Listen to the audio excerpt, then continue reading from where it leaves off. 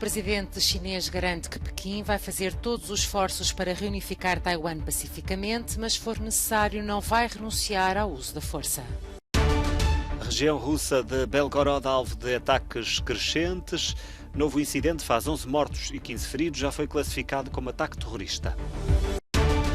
Chuvas torrenciais na ilha grega de Creta fazem pelo menos um morto. Buscas prosseguem por vários desaparecidos. Os números podem vir a agravar-se. Em França continuam as filas nas bombas de gasolina. A greve nas refinarias está a condicionar 30% das estações de serviço do país.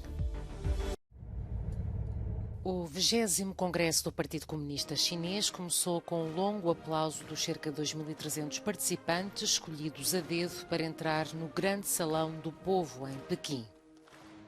No discurso de abertura, Xi Jinping saudou a ascensão da China como potência global e pediu unidade em torno da sua liderança numa altura em que está prestes a carimbar a candidatura para governar num histórico terceiro mandato.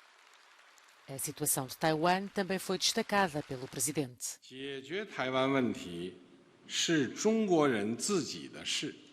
Para Xi Jinping, esse é um assunto para os chineses e que deve ser resolvido na China. O país vai continuar a lutar por uma reunificação pacífica com a maior sinceridade e o maior esforço, mas não vai renunciar ao uso da força e terá a opção de tomar todas as medidas necessárias.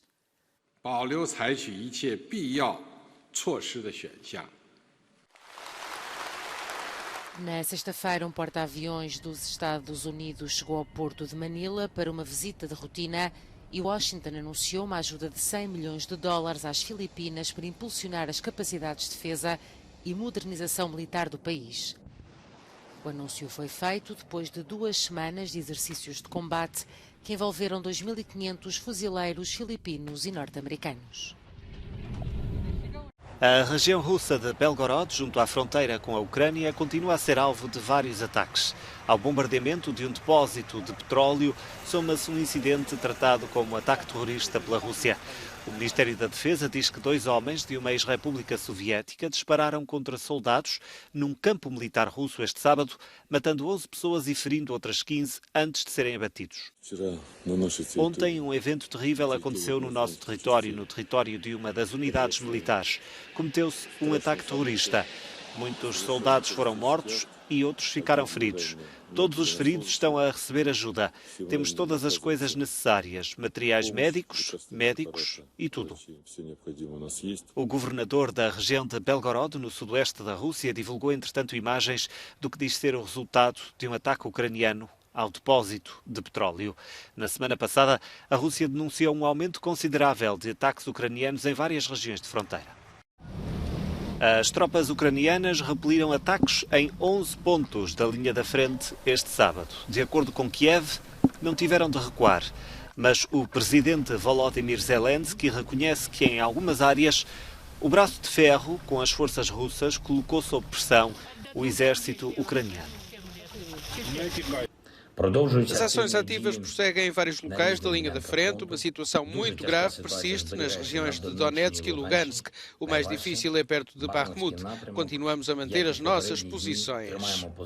A Rússia, por outro lado, diz que os ataques afetaram as linhas de fornecimento de eletricidade em muitas partes da Ucrânia. Mas outras fontes referem que o impacto, para já pelo menos, é mínimo. Kiev e o Ocidente acusaram, entretanto, o Irão de fornecer drones a Moscovo para ajudar a máquina de guerra russa, mas Teherão nega que o tenha feito. Estamos a fazer o nosso melhor para derrubar mais mísseis e drones inimigos, para desarmar mais posições de ataque do exército russo e certamente chegará o dia em que o nosso Estado será capaz de cumprir totalmente essa tarefa. A questão dos drones de fabrico iraniano será discutida esta segunda-feira durante um Conselho de Ministros dos Negócios Estrangeiros da União Europeia no Luxemburgo. Casas destruídas, estradas alagadas e carros arrastados pela força das águas. As chuvas torrenciais que se abateram sobre a ilha grega de Creta provocaram inundações em diferentes regiões. Há vários desaparecidos. Um homem de 50 anos morreu em Ágia Pelágia e estão em curso as buscas para encontrar a mulher que estava no interior do mesmo veículo. O cenário é trágico, desolador. Estamos perante uma catástrofe de proporções bíblicas e de luto. Isto é o mais trágico de tudo, além das perdas de bens e de vidas humanas. Ao mesmo tempo, estamos à procura de uma mulher. Um desastre bíblico com perdas humanas. No entanto, não poderíamos ter planeado nada mais do que planeámos. Caiu um enorme volume de água durante um período de tempo muito curto. O aeroporto de Heraklion, a capital da ilha, foi encerrado. As autoridades temem que outras pessoas estejam bloqueadas no interior de carros arrastados. Os números negros poderão, por isso, agravar-se nas próximas horas. No Irão, os meios de comunicação estatais dizem que está controlado o incêndio na prisão de Evin e denunciam fogo posto por bandidos. Autoridades judiciais falam em 4 detidos mortos e 61 feridos, alguns em estado grave. Este sábado, ao cair da noite, soaram os alarmes no interior do edifício. Nas redes sociais multiplicaram-se vídeos que mostravam enormes nuvens de fumo. Em alguns, também são claros sons de tiros e explosões. A cadeia no norte de Teherão é conhecida por albergar manifestantes, jornalistas, presos políticos e opositores ao regime. Centenas de pessoas detidas nos protestos que varrem há várias semanas o país vieram aqui parar. As manifestações começaram com a morte da jovem curda Mahsa Amini. Este domingo assinala-se um mês desde que morreu. Foi detida pela polícia dos costumes por alegado uso indevido do véu islâmico e acabaria por sucumbir nas mãos da própria polícia. O caso incendiou a opinião pública, com os protestos a ganhar escala nacional e internacional. A falta de combustível e as longas filas de espera continuam a dificultar a vida de milhões de franceses. Foram feitas novas entregas na última sexta-feira, mas quase 30% das estações de serviço ainda estão afetadas e a agenda para acabar com a crise da gasolina ainda é incerta. Os sindicatos permitiram as entregas de combustível para acalmar os ânimos. Sublinham que o objetivo não é dividir os franceses, criar tensões, é juntar os franceses nesta reivindicação. Os cuidados de enfermagem são uma das áreas mais atingidas porque as visitas diárias aos domicílios dependem do combustível. Na cidade de Versalhes, perto de Paris, Aurélia Martin não consegue encher o depósito.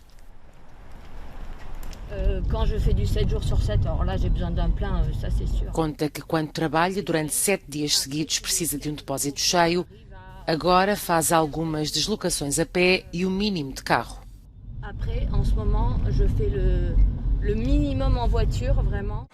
O governo francês prevê um regresso à normalidade na próxima semana, mas os peritos acreditam que os condutores vão continuar a ter problemas durante 2 a 3 semanas. Uma morte a cada 36 segundos até ao fim do ano no Quênia, Etiópia e Somália.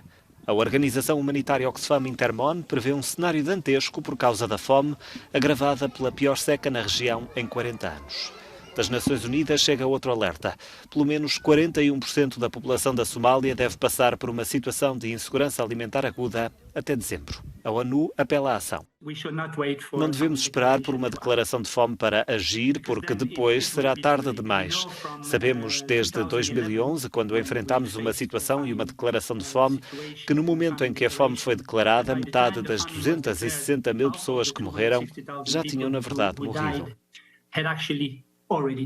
A Somália é o país do Corno de África mais castigado pela seca extrema.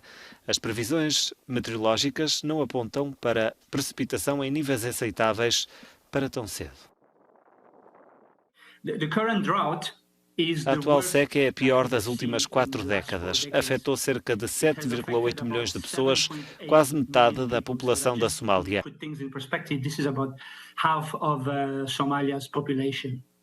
90% do país enfrenta seca extrema. De acordo com as Nações Unidas, as mulheres e as crianças estão entre os grupos mais vulneráveis. Dados alarmantes que dão que pensar numa altura em que se assinala o Dia Mundial da Alimentação, este domingo.